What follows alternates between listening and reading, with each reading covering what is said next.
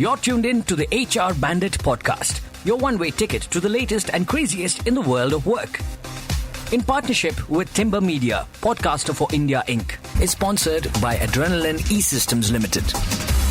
Hey, welcome to HR Bandit, the podcast where we cover the top news from the world of work every single month. This is your host Apoorva. And this is Ankita. Apoorva, I don't know if it's just me, but August felt like a really quiet month. And this is a stark departure from the months that we've seen before. There wasn't a lot happening in August, was there? In the world of work, I agree, but there was so much happening in my life that I am so glad August is over. But you are right. It took us a bit of a struggle to identify stories to cover in the podcast for this month. But I think towards the end, we did get quite a few things. Before we get to that, Ankita, LinkedIn says that you have a new certification. Can you share more about it? So glad you asked. Well, you have been asking me to get savvy with Gen AI for a while now. So while the world of work was quiet, I went ahead and got myself the AWS AI Practitioner certification. It was a lot of fun studying for that one, so much so that I may have just signed up for yet another exam later this year. What about you? Did you get up to anything exciting in August? Not this exciting, but one thing I wondered through the month after attending an offsite is that I think I need to brush up my tech knowledge, given I've been supporting tech teams as a HR business partner for a really long while now. So I ordered and started reading this book called Code, which goes into the details of inner workings of computers and other smart machines. Now my target is to complete it before this year ends, and I would be happy to share more about it in one of our pods. Apart from all that, August, like I said, was one hectic month for me with my daughter starting daycare and a really busy time at work. And I feel like a new person as I enter September. Yes, it is the start of the Burr months, which are apparently a ripe time for transformations. So anyway, we'll keep chatting about our transformation journey, but let's jump into the top 3 news for the month. First up, we are decoding why the current era is being called the hard tech era in Silicon Valley-based tech firms. Second, Microsoft fired employees protesting against its ties to Israel. And for our last and final news, another tech firm makes it into our list for boasting about firing 35% of its managers. Apoorva, I don't know about you, but I'm really waiting for organizations to make news for doing something radically beneficial for their employees versus what's making the news these days. I agree. I mean, today's topics are a bit grim with the theme of employees losing their jobs. And we will talk about this theme that you just spoke about in one of the topics. With that, let me take us to our first one. If we are to believe the New York Times, the so-called hard tech era has officially taken hold. According to an article on August 6, Silicon Valley is no longer defined by app-building startups, kombucha taps, or free sushi bars, but by an intense arms race for AI dominance. The scarce resource isn't talent for quirky consumer apps anymore, but it's more compute power, NVIDIA GPUs, and the engineers who can actually harness them to build massive machine learning models. The old reputation of tech as progressive and employee-friendly has all but evaporated. Instead, companies are running leaner, cutting perks, pushing performance pressure, and favoring speed and technical depth over employee experience. To me, this feels like the culmination of something we on HR Bandit predicted, and I don't know, I'm losing track of years. I think it was back in 2024 where we spoke about an employee experience recession, which is coming to life in 2025. At that time, I had argued that after years of perks and well-being talk, the pendulum is swinging back towards efficiency, productivity, and a bit of a bare bones work culture. And here we are, the hard tech era has made that prediction a reality. Any reactions, Ankita? Well, I have one reaction which may not be very popular for those who are big tech fans and in the industry. I do think what we are seeing and what is being called as the hard tech era is a stark departure from the top days of tech companies when everything they did everything they could to stand out and be the cool place to be. However, now the message is clear. The chips are down and it's all boiling down to a singular AI race. And a part of me thinks that give it a decade and tech wouldn't be this big, shiny, coolest new place well, not place, but coolest place to be. I think the tide is shifting. If you look at the trending jobs, what our newest generation is choosing, there are like trends where they're going back to mom and pop stores, buying laundromats from generations that is now selling them. And I read somewhere that even blue collar work is becoming cool again. So I do think a lot of other industries will now be cool. It won't just be tech. And I think it's a good evening out. So a future workplace may decide to pick up skills that would take them to some other industries. And yes, AI would be a part of all jobs, but there will be a lot of other jobs that will be cool again.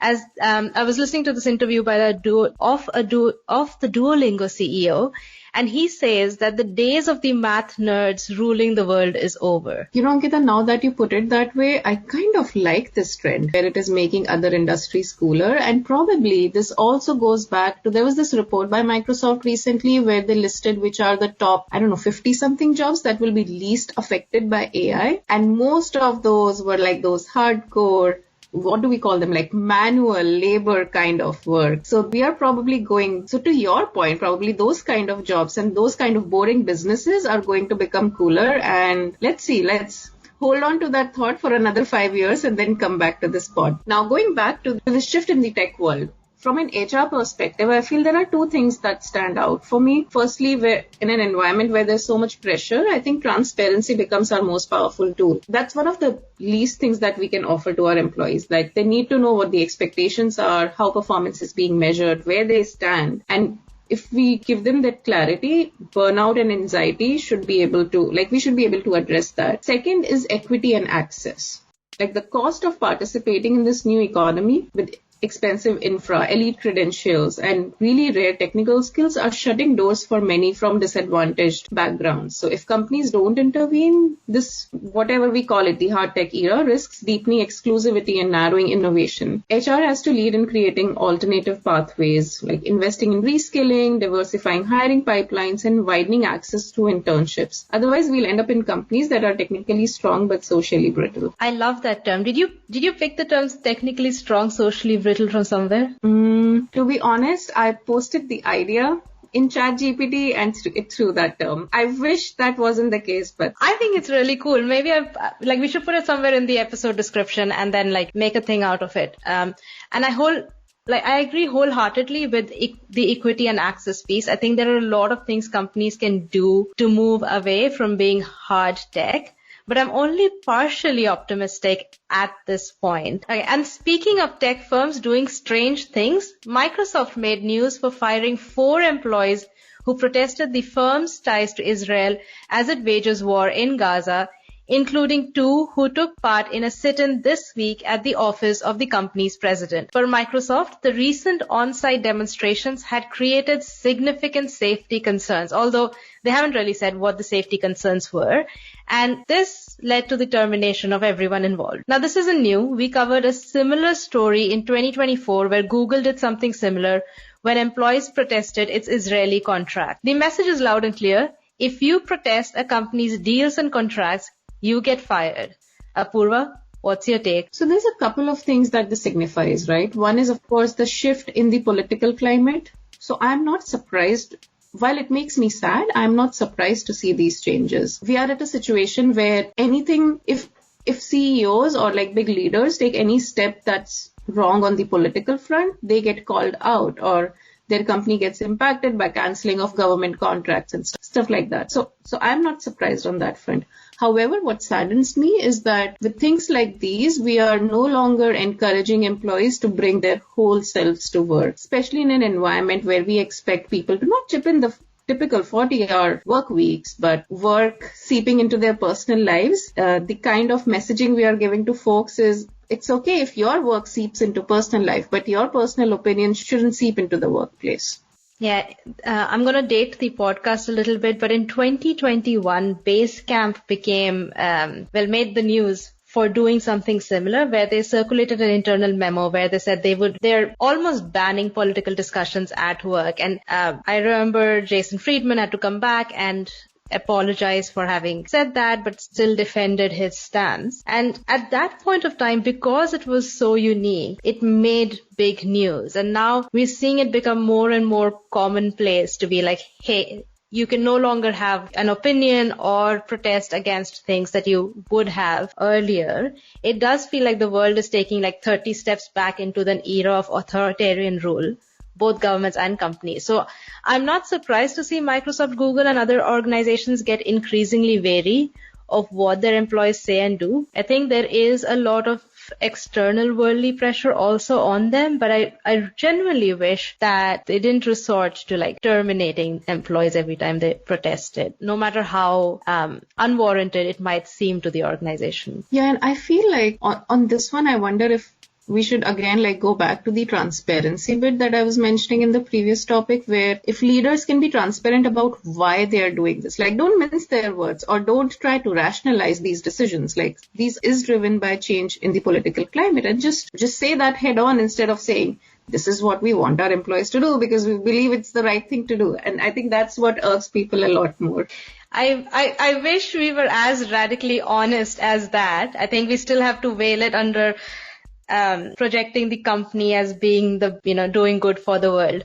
But take us to a third topic. Yes, I think that's the right segue. So last one is related to managers being trimmed in the workforce. Organizations across the world are undergoing a dramatic overhaul in the way teams are managed. Companies are stripping out layers of middle management to become leaner and more agile. According to data from Gartner, the average manager today oversees approximately 15 employees, triple the span compared to 2017's ratio of 5:1. Organizations like Google, Intel, Estee Lauder, and Match Group have already slashed management roles, some reducing numbers by up to 35% or cutting 50% of management layers. Now, what are the results? So even though organizations hope for speed and innovation, surviving managers are stretched thin, often too overloaded to mentor or coach employees effectively. Employees now need to proactively signal their contributions to get noticed. And while some companies such as the Bayer Group are exploring autonomous structures supported by AI, many, including managers, are facing exhaustion and burnout. As one of the CHROs in an article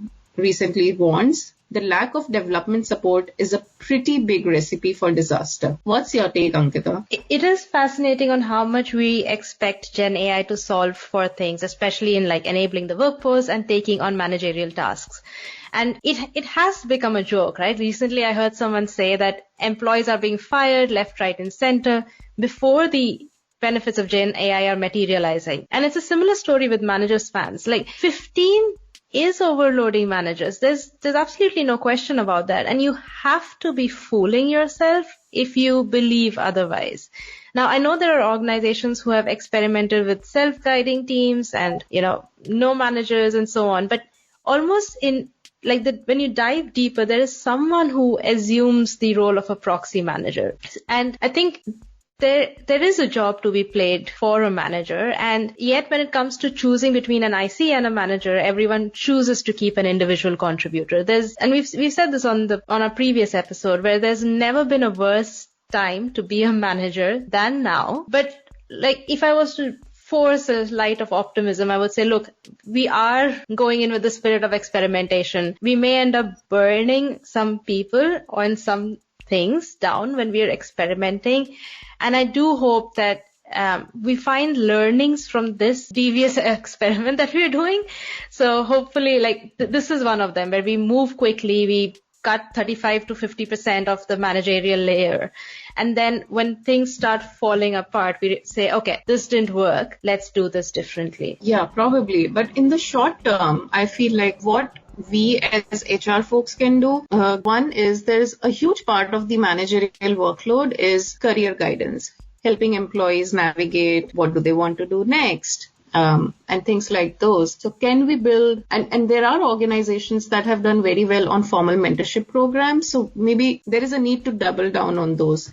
Can we involve more ICs, individual contributors formally there to help other junior employees by mentoring them? The other thing is equipping managers to handle such large workloads, what are some efficient strategies they can use? What are some good to have things they were doing that they should probably not be doing anymore? And I'm keeping AI away from it because I feel like we still are a long way to go before we start realizing benefits of AI in manager spans. But that's just my personal take. But lastly, I also feel in the spirit of experimentation, maybe this forces some organizations or us to go back to start experimenting with self-managed teams. Yeah, I think what we should do is like divide the role of a manager into parts, right? Like, so there is obviously task management and the traditional things which you could say can be done by the team, right? Like if they're very well managed you can use the agile practices, and they don't have a manager, they can have an individual contributor who's like a program manager or a project manager or something like that who does that. Then there is the career and development of the team, right? And that I think we play a role in helping everyone being a player coach where they take that role on. And then there's a third bucket which we can couple. And so I think we have to do that and segregate it. And I haven't seen any organization do that smartly, or they've done it and they've not shared it publicly. But I think right now, this just seems a crazy race without the answers we need. Yeah, and maybe that's an assignment for us. Ankita, let's do some research and see if any organization has done that. And bandits, if you know of any, or if you work at a company that's doing this, do let us know in comments. Brilliant. Okay. That brings us to the end of our big 3 stories for August. But before we wrap, you know the drill. Here are 3 other workplace stories that caught our eye this month. First, there's a fascinating piece about a tiny Himalayan village in India that has declared itself the country's first official hub for digital nomads. Imagine working on your laptop with snow-covered peaks in the background and a village economy adapting itself entirely around remote workers. It's quirky, but it's also a reminder that the geography of work continues to shift in unexpected ways. Second, Meta has frozen AI hiring. And if you think about it, it is huge, given that every tech company is in an AI arms race. Meta pausing its hiring feels like a strange signal, but maybe reality is starting to check ambition. And then finally, Myntra in India. Now, while Silicon Valley is stripping out perks in the so-called hard tech era, Myntra's CEO says that they're doubling down on them. From pickleball courts to nap pods, they are leaning into a culture of play. It is a stark contrast. 2 parallel realities of work coexisting globally right now. Which kind of sums up August, doesn't it, Ankita? Like on one side, we have layoffs, firings, and the rise of the hard tech pressure cooker situation. And on the other, a village becoming a digital nomad haven. And Myntra betting that fun still matters at work. So the future of work is nothing if not contradictory. I agree. And on that note, I'm going to get us out of here. This is season 3, episode 8 of HR Bandit. We've done a lot of seasons, so don't forget to follow us on Spotify, Apple Podcasts, or wherever you listen to your podcasts, and share the episode with a friend who's navigating their own hard tech workplace reality. Also, watch out for a lot of exciting news before we wrap up the year. Now, we have big plans, and we hope to bring them to reality. Apoorva, I may or may not have shared some of them with you. Anyway, we will see you on the other side of the Burr months, bandits. Until then, stay curious, stay kind. With that, this is Apoorva, and on behalf of NHRD, we are out. You're tuned in to the HR Bandit podcast, your one-way ticket to the latest and craziest in the world of work. In partnership with Timber Media, podcaster for India Inc. is sponsored by Adrenaline E-Systems Limited.